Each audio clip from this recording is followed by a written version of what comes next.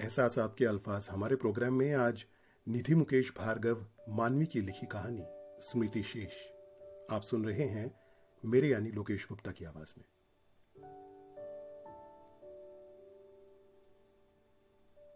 स्मृति सारे घर को भीगी आंखों से निहार रही थी। ऐसे देख रही थी जैसे कभी लौटना होगा भी या नहीं।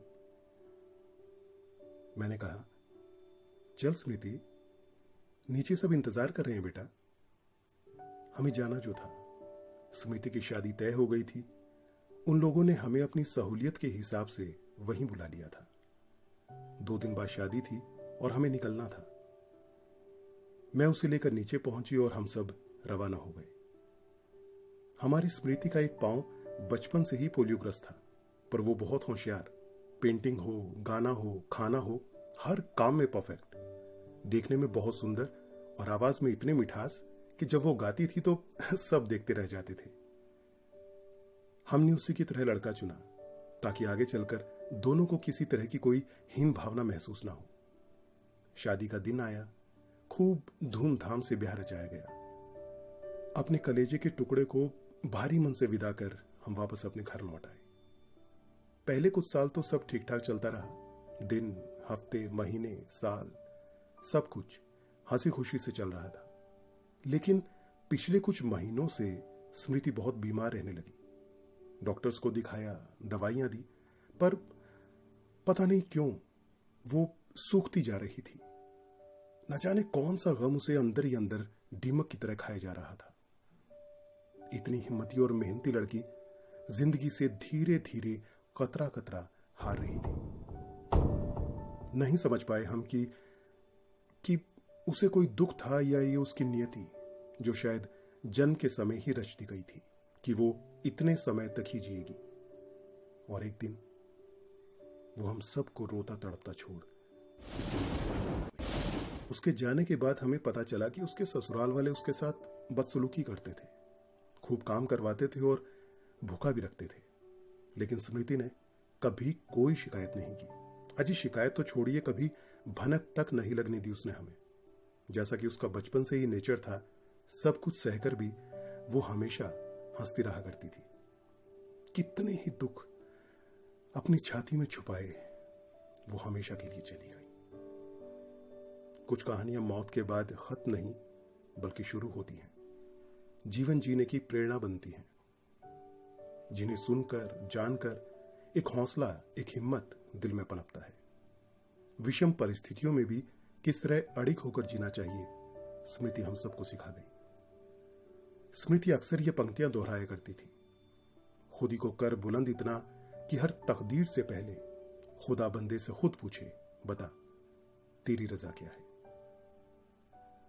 आज वो हम सबके बीच में नहीं है, लेकिन इन पंक्तियों से हौसला लेकर हमने उसकी याद में स्मृति शेष नाम से दिव्यांग बच्चों का एक स्कूल बनवाया है, जो कि स्मृति का भी सपना था। आज इस दुनिया में न होकर भी वो हम सब की प्रेरणा स्रोत है। 10 साल बीत गए, पर आज भी वो दृश्य आंखों के आगे तैर जाता है, जो वो विदा होते वक्त घर को निहार रही थी। उसकी वो भरी हुई आंखें आज भी याद आती हैं और कभी भुलाई भी नहीं जाएंगी। उसकी अनमोल यादें और बहुमूल्य धरोहर हमेशा हमारे साथ हैं उसका बेटा स्मिथ। रेडियो पर यह गाना सुनकर मेरी आंखों में आंसुओं का सैलाब उमड़ गया और स्मृति का बेटा स्मिथ अपनी नन्ही उंगलियों से मेरे आंसू पोंछ रहा था।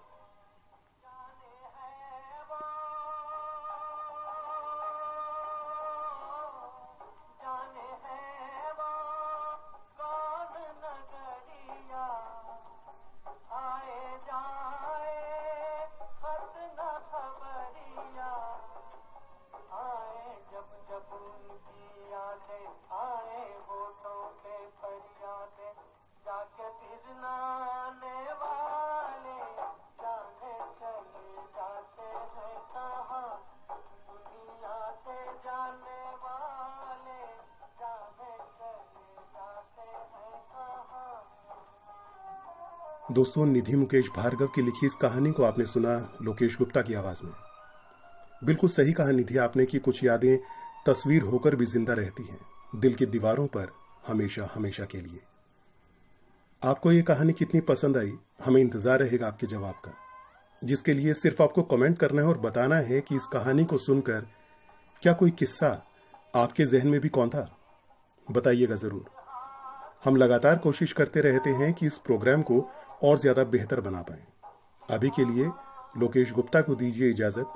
अपना बहुत ख्याल रखिए और जुड़े रहें आपके अपने पसंदीदा प्रोग्राम से, जिसका नाम है एहसास आपके अल्फाज हमारे। शुक्रिया।